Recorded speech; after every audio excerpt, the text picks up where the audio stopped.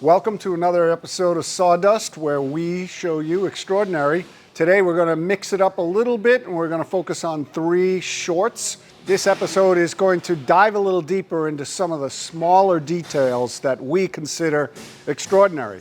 We're going to be visiting Matt Morgan, who's going to show you a live model that he did of one of our projects.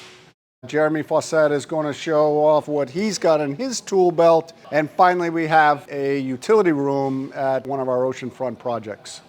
So let's toss it over to Matt Morgan, and he's going to show you his model. I'm Jeff Sweenor, President and CEO of Sweenor Builders. For more than 30 years, we've been building coastal homes meant to last 100+ years. Our team of talented craftsmen and design professionals are committed to delivering extraordinary results through the best practices and techniques in custom home building. Our final product has to be beautiful, highly efficient, and use advanced building science to stand up to the harsh coastal conditions. On this season of Sawdust, we're pulling back the curtain to give you an inside look at what we do.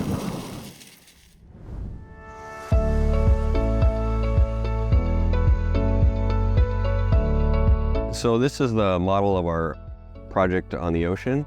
I got started with modeling, was in architecture school years ago. And I'm always a big fan of trying to tell a story, not only through the drawings and architecture, but the built environment, how things go together.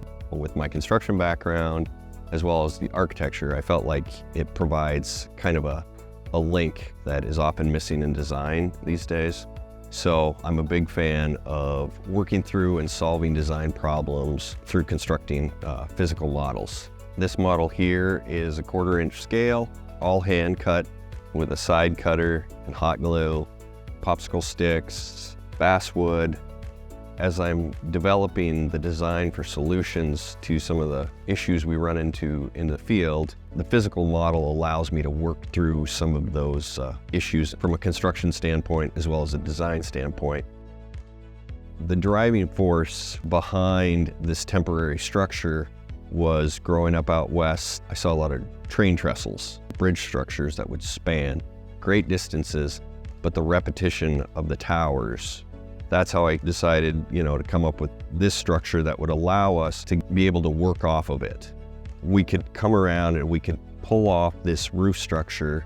This ledger was bolted to the side of the house, and then it had hangers that went from the ledger all the way to our towers, so it clear spanned everything. So we really could work unimpeded below this structure. This is a section of it, but this went all the way around. We could pull off the railing, we could pull off the membrane roof, all this from the exterior. We wanted to protect the structure below, but one of the things that was also critical, I knew this was going to be a significant structure to tent this house, and I didn't want to use materials that we couldn't reuse. Everything was sized, like the rafters, the A-frames, all material that we could get, but then in the future, we could easily disassemble and we could reuse those on another project so they wouldn't go to waste, wouldn't take up the landfill. And I think that's important to really use that mindset, not only in design, but the construction. So the idea was to reuse as much of the material as we could. The model's really never done. I'll keep adding it. I've saved some models from architecture school that sometimes I look at and I'm like, hey, maybe I should add a little bit that I didn't get to. But, this will be several hundred hours once I'm done.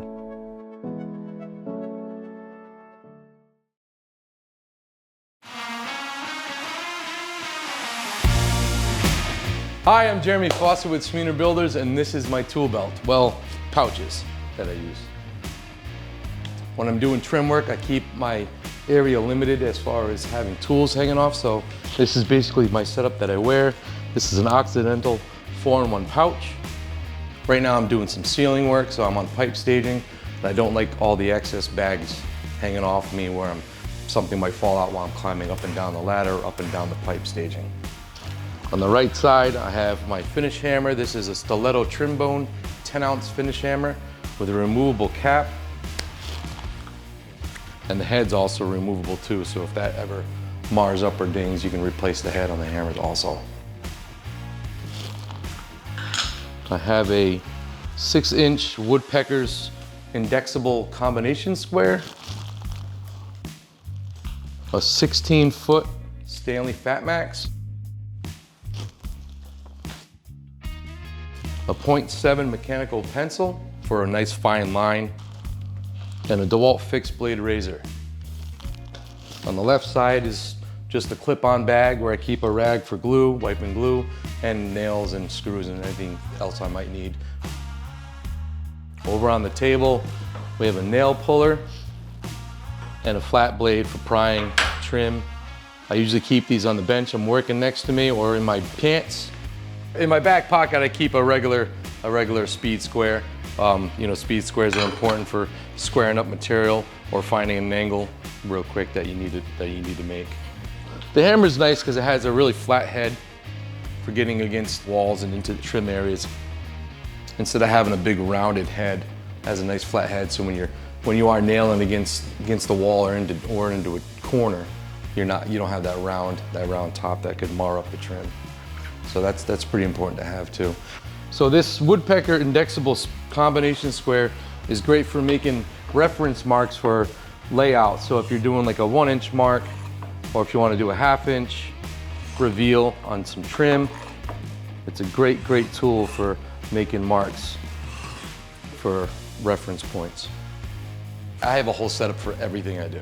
That way I don't have to change. Like if this is my interior finish setup, I have an exterior finish setup, I have a exterior framing setup.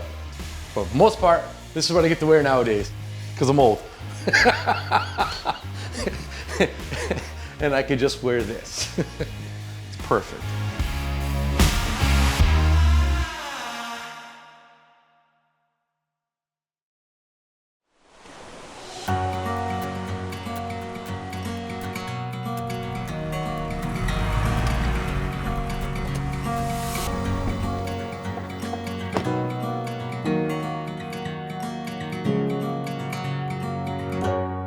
Today, we're in the former Rathskeller, if you remember, where this place had bats hanging, rotted insulation, dirt floor, leaking masonry walls, and now we've repurposed this into a utility room.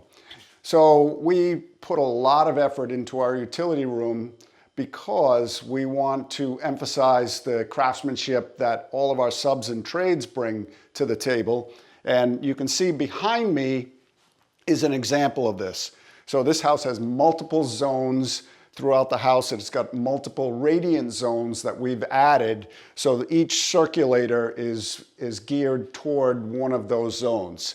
So we've got a gas-fired boiler, and then that makes hot water, and then hot water is circulated through these zones. And you'll notice that everything goes through this wall or comes out through the wall rather neatly, which we do a little bit different approach to create that.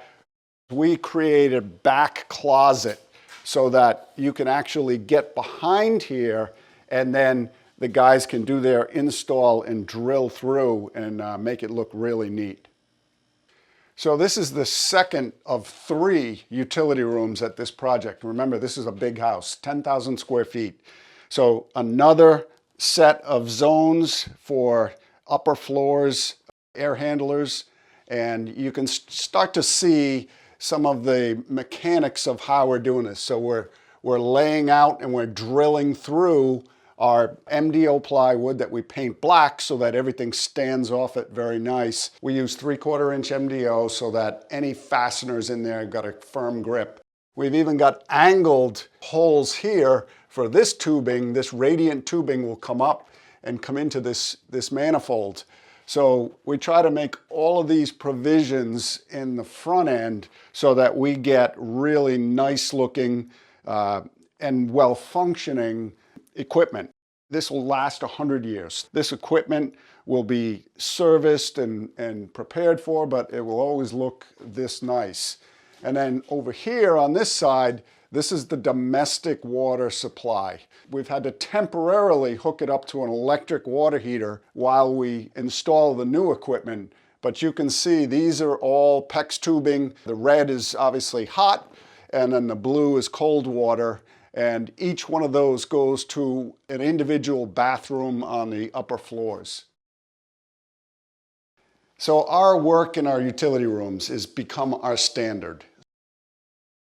It just carries a certain pride and workmanship that is all the way through. So if it's this good on the outside, it's that good on the inside. Thanks for watching another episode of Sawdust. Give us a like, leave us a comment, and subscribe to our channel, and we'll see you on a future episode where we deliver extraordinary.